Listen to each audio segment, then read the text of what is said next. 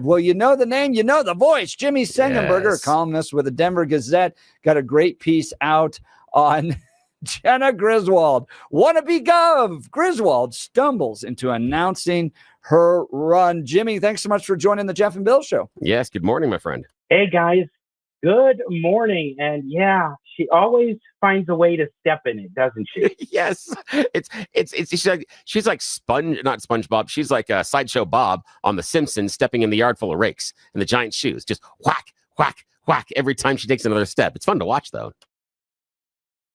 Yeah, and it never gets old, and there's never a dull moment. This time, she inadvertently, because of her brother, who works on all kinds of campaign stuff and other things with her in politics, inadvertently announced prematurely that she is running for, wait for it, governor of Colorado. The failed Secretary of State of Colorado now wants to be its governor. And what happened is her brother, Chris Griswold, of a firm called, I think, Hilltop Public Solutions, went ahead and bought a domain name for Jena for governor. And that just so happened to be illegal because she hadn't announced yet. And yet they went ahead and bought this domain name, jennifergovernor.com, and put a template launch page there that said coming soon and sign up for updates. And so over on 9 News, actually, Marshall Zellinger went and submitted an email for the subscription and got back a return email that said Chris Griswold's email address. So they were able to identify that this was, in fact, for Jena Griswold for governor. Okay. And lo and behold, the cat was out of the bag. Wait. Okay. Hang on here. Now we're going to walk the audience through this slowly. This is surprising. So you're telling me that when they set up the website that they shouldn't have set up, they were so clever that they used their own email. Jenna's brother used his own email as the contact point for where people should sign up. That's what you're outlining? That's exactly right. And oh my in the God, beginning, when 9 News reached out, it gets even better, Bill. Yeah. When 9 News reached out to her and said, hey, is this yours? And via Chris Griswold, he was like, no, we didn't do this. And then he was like, well, you know what? I'll research this and get back to you. And then admitted, yes, in fact, this is research his own doing. Oh my God, that is fantastic. I don't remember what name I used when I signed up on the website. God, it is shocking they are this obtuse. But then again, given previous moves that she has made inside that office, not shocking that she is this obtuse about the mechanisms for running for governor. This is stupid. Fantastic. Stupid. Go ahead, Jimmy. Yeah. I was just going to say, and maybe, Jeff, you want to hit on this a little bit, is that she is, for Colorado, the top campaign finance cop. In 2020, she overturned a precedent that was being set by her predecessor, Wayne Williams, that said, you know what, we're going to keep these people in the Secretary of State's office, Williams or Griswold or whomever, out of the campaign finance process when there's a complaint. Well, she went ahead and made herself one of the 4 final decision makers in campaign finance complaints, and she violated campaign finance rules with this, according to the Public Trust Institute. Oh, great. So basically, this is like, you're going in front of the judge, and he's citing drug rules and how they're illegal, while he's also taking hits of cocaine under the bench. That's great. That's perfect. But again, what do you expect from Jena? Close enough. Yeah. Talking to Jimmy Sengenberger, he's a columnist with the Denver Gazette. Now, Jimmy, I think that, and correct me if I'm wrong, this was purchased on August 8th. This was right in the midst of all the controversy around leaked BIOS passwords, wasn't it?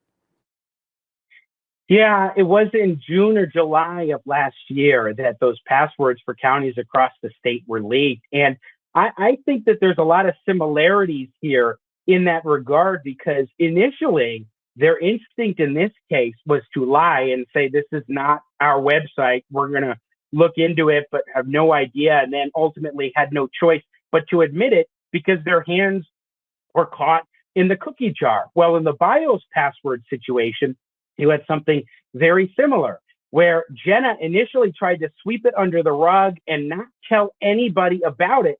until the Colorado Republican Party and then the media picked up on it and started promoting it and letting people know, including county clerks. And then she had no choice but to admit to what had happened in her office and completely fumbled the ball in the PR fallout from that, looking even worse because, as we know, the cover-up is worse than the crime. Now, Jimmy, hasn't she had like major turnover in her office? I remember one scandal was that she was running all of her press releases by Planned Parenthood. Like, what do they have to do with the Secretary of State's communication strategy? But she was doing that. She's had big turnover. You have the BIOS leaked passwords. Now you have the campaign finance complaint that's been leveraged against her. I mean, it's just like over and over and over again. You have just mismanagement of that office. Yeah, I've been reporting on this for years about the stunning turnover. In fact, gosh, I think it was, forget his name, but I think he was her first legislative liaison who, after like a year, left office and took to LinkedIn and said, there's been 200% turnover in this office. You'd be better off finding a job elsewhere. And that was in regards to if somebody should replace him at her office. She has gone through, she's done her third deputy secretary of state. And I want to put this in perspective for you for a moment, because the case being brought against her in a campaign finance complaint over this website address is being brought by the Public Trust Institute. The attorney there is Suzanne Taheri, former deputy secretary of state under both Scott Gessler and Wayne Williams. Well, before her, from 1999 until she took office in somewhere around 2011, 2012, there was only one other person, a guy by the name of Bill Hobbs, under several different Republican and Democrat secretaries. So in a 20-year period, under a slew of different secretaries of state, there were only two deputies, Bill and Suzanne. Jena Griswold takes office and in a matter of a few years gets to number 3. And oh, did I mention that her first deputy secretary signed a settlement agreement that included talking points for both sides? Unbelievable. And with all this mismanagement, Jimmy Sengenberger, she is now at number 2 polling for the position of governor. Help me understand the appeal anybody has to wanting to put her in the job of chief executive of the state of Colorado. Wait, Jeff, she's a hero and a savior for democracy. She is fighting against the Trump administration. You can trust her to stand for what is right, what is moral, and what is small d and capital D Democratic. So vote for Jena Griswold. Unbelievable. And of course, that's the direction our state would go. So, Jimmy, what's next on this lawsuit complaint with Jena Griswold? I tried to go to Jena for governor. It looks like they've taken stuff down. Has she officially announced yet? No, she has not. So this was premature, which means that there was a violation of campaign finance rules, at least alleged, and it appears to be the case, that you're supposed to, when you announce, you're supposed to report that. You're supposed to report related expenditures, such as the domain name and the hosting for the website. None of those things happen. So what happens next? I mean, we'll see how they end up handling this. I think that it was also passed along to the Office of Attorney General Phil Weiser, who also happens to be actually an announced candidate for governor. But to sort of have another set of eyes on this case. But there's something else I haven't mentioned that I think is really important. I'm the only one that has talked about this going back to 2022. And I'm surprised in many respects as to why, and that was the year she ran for re-election. But nevertheless, here's the thing.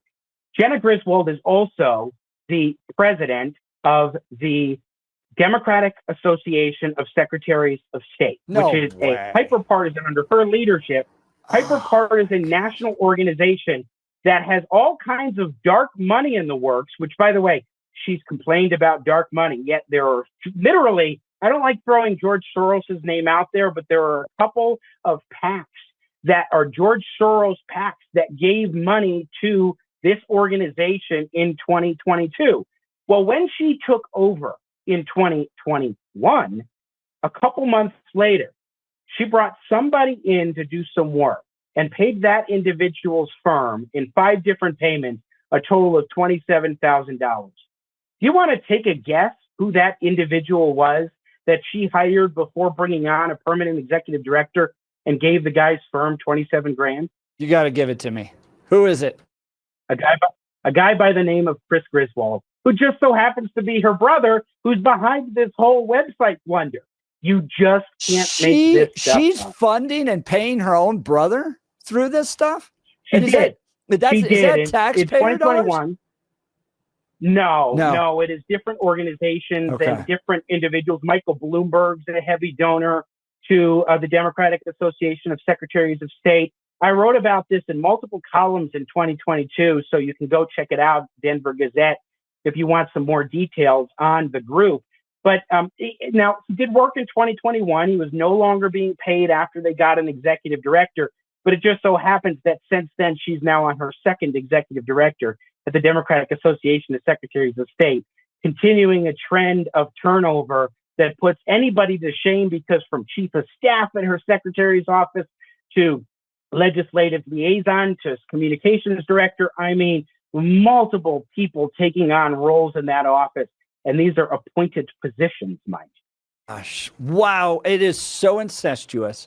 It is so backroom dealing. Incredible reporting done by Jimmy Sengenberger. You can follow him on X at Seng Center over there, SENG Center, CENTER. Jimmy Sengenberger busting this all wide open about Jena Griswold. Gosh, I sure appreciate your reporting on all of this and keeping us up to date, Jimmy. Great work. Jeff and Bill, weekday mornings from 6 to 10 on News Talk 710, KNUS.